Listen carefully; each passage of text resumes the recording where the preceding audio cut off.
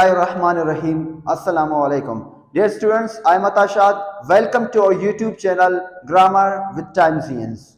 As I have discussed the types of sentences according to meaning in my previous lecture, and I told you people that how many types of sentences are there. So there are 5 types of sentences according to meaning.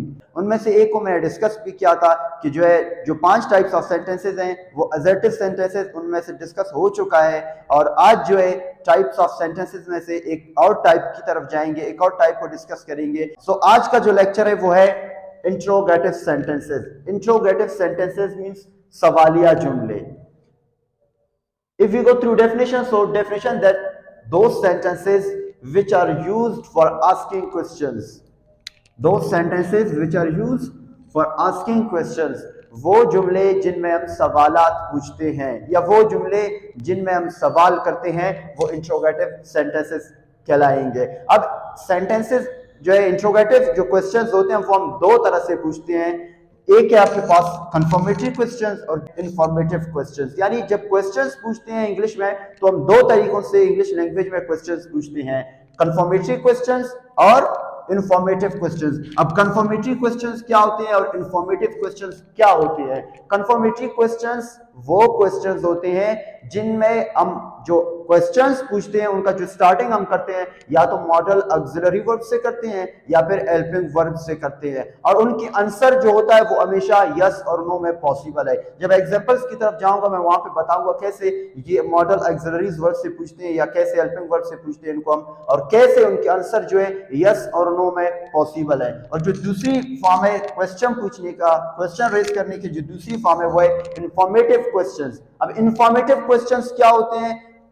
WH question जिनके सामने मैंने लिखा, यानी वो questions वो जो WH से raise किए गए हैं, वो क्वेश्चंस जिनको हम WH से पूछते हैं उनको हम इंफॉर्मेटिव क्वेश्चंस कहते हैं, और इनके जो आंसर है वो यस और नो में पॉसिबल नहीं है, बल्कि यहाँ पे एक इंफॉर्मेशन देनी होती है तब जाके वो क्लियर हो सकती है. इनके लिए एक इंफॉर्मेशन देनी होती है, और जो कंफर्मेटरी क्वेश्चंस हैं उनकी पहचान यही है कि उनमें यस और नो में आप आंसर दे सकते हो, यस और नो में पॉसिबल है.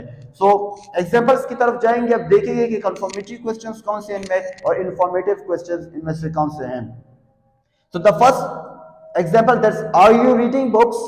Okay, the sentence is being started from R. Okay, जो पहली वर्ड है सेंटेंस में, जो पहली लफ्ज मैंने इस्तेमाल किया है वो है आर. अब आर देखिए एक सब्जेक्ट तो नहीं है, आर एक सब्जेक्ट तो नहीं है, जहां से सेंटेंस शुरू हो रही है सब्जेक्ट तो ये यहाँ पे है, और लेकिन इससे पहले जो वर्ड मैंने यूज किया है वो आर, वो एक हेल्पिंग वर्ब है, वो एक हेल्पिंग वर्ब है. जब आप इंट्रोगेटिव सेंटेंसेस लिखेंगे या इंट्रोगेटिव सेंटेंस यूज करेंगे तो हमेशा याद रखें स्टार्टिंग में सब्जेक्ट नहीं बल्कि स्टार्टिंग में या तो हेल्पिंग वर्ब्स आनी चाहिए या मॉडल वर्ब्स या फिर WH वर्ड आनी चाहिए, उसके बाद ही सब्जेक्ट आएगा, और एंड पे हमेशा हम फुल स्टॉप नहीं बल्कि इंटरोगेशन मार्क लगाएंगे. एंड पे हमेशा इंटरोगेशन और स्टार्टिंग पे हमेशा वो मॉडल ऑक्सिलरी वर्ब या फिर हेल्पिंग वर्ब या फिर जो WH वर्ड से शुरू होंगे. अब आर यू रीडिंग बुक्स, ये कंफर्मेटरी क्वेश्चन है. Are you reading books? Yes, we can answer it in yes और नो. इसका जो आंसर है वो यस और नो में पॉसिबल है, तो मैं कहता हूं ये कंफर्मेटरी क्वेश्चन है और रेज किया गया है हेल्पिंग वर्ब से, तो ये कंफर्मेटरी क्वेश्चन है. मैंने कहा था जो कंफर्मेटरी क्वेश्चंस होते हैं वो हमेशा स्टार्ट होते हैं, उनकी हमेशा शुरुआत होती है वो मॉडल वर्ब से होते हैं, मॉडल ऑक्सिलरी से होते हैं या फिर हेल्पिंग वर्ब से होते हैं. Will they buy a watch? Now the sentence be started from here.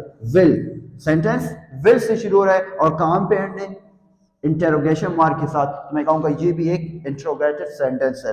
Can she speak English? अब ये सेंटेंस मॉडल ऑक्सिलरी वर्ब से शुरू हो रही है, मॉडल ऑक्सिलरी वर्ब से शुरू हो रही है, कैन से शुरू हो रही है और एंड हो रही है कहां पे? इंटरोगेशन मार्क पे. ये जो 3 सेंटेंसेस हैं इनके आंसर जो है यस और नो में पॉसिबल है कि नहीं देखेंगे. Are you reading books? आप कहेंगे यस और नो, आप यस और नो में आंसर दे सकते हैं. If I say will they buy a watch, आप कहेंगे yes or no. Can she speak English? You can answer me in yes और नो। तो इन जो 3 सेंटेंसेस है इनके आंसर जो है यस और नो में पॉसिबल है, और उनकी जो स्टार्टिंग है वो मॉडल ऑक्सिलरी वर्ब से है या फिर हेल्पिंग वर्ब से है। तो मैं कहूंगा ये आपके पास कंफर्मेटरी क्वेश्चंस है, इनकी ग्रामेटिकल नेम है कंफर्मेटरी क्वेश्चंस, इनको हम कहेंगे। यस नो क्वेश्चंस हम अपनी आसानी के लिए कहते हैं, लेकिन इनके ग्रामेटिकल नेम नहीं है, ग्रामेटिकल नेम इनकी कंफर्मेटरी क्वेश्चंस हैं। और जो दूसरे है वो इंफॉर्मेटिव क्वेश्चंस, मालूमाती क्वेश्चन, जहां पे एक इंफॉर्मेशन देनी होती है। Where does he live, where does he live. अब आप ये नहीं कह सकते यस और no, now you have to give a complete information. अब यहां पे कंप्लीट इंफॉर्मेशन देनी होती है, तब जाके वो क्लियर हो सकती है। तो इंफॉर्मेटिव क्वेश्चंस वो होते हैं जो WH से स्टार्ट होते हैं। मैंने कहा ये WH से शुरू हो रहे हैं और एंड हो रहे हैं कहां पे, इंटरोगेशन मार्क पे। जितने भी आपके जो है एग्जांपल्स होते हैं, जितने भी आप जुमले बोलते हो इंट्रोगेटिव सेंटेंसेस में, वो तो है मॉडल ऑक्सिलरी वर्ब या WH या फिर हेल्पिंग वर्ब से शुरू होते हैं, लेकिन उनके एंड जो है एंडिंग पॉइंट हमेशा साइन ऑफ इंटरोगेशन के साथ ही खत्म करने हैं। What has Naseer brought, what has Naseer brought. अब ये वाला जो सेंटेंस है एक इंट्रोगेटिव सेंटेंस है, लेकिन इंट्रोगेटिव सेंटेंस में इंफॉर्मेटिव है या कंफर्मेटरी क्वेश्चन है। इंफॉर्मेटिव है क्योंकि WH से शुरू हो रही है और एंड हो रही है कहां पे, साइन ऑफ इंटरोगेशन के साथ। तो मैं कहूंगा व्हाट एज नसीर ब्रॉट। अब ये आप यस और नो में आंसर नहीं दे सकते, एक कंप्लीट इंफॉर्मेशन देनी होती है, जो चीज उसने लाई है वो कंप्लीटली आप बताएंगे, तब जाके वो क्लियर हो सकता है। तो W इंफॉर्मेटिव क्वेश्चंस कौन से होते हैं, इंफॉर्मेटिव क्वेश्चंस वो होते हैं जो WH से शुरू होते हैं, वहां पे एक इंफॉर्मेशन होती है, एक इंफॉर्मेशन देनी होती है। और जो कंफर्मेटरी क्वेश्चंस होते हैं वो यस नो क्वेश्चंस जिनको हम कहते हैं, जब वो क्वेश्चंस हम पूछते हैं उनके आंसर यस और नो में पॉसिबल हो सकते हैं। So dear students, ये था आज का हमारा lecture, and in last not to forget to subscribe our YouTube channel Grammar with Times New।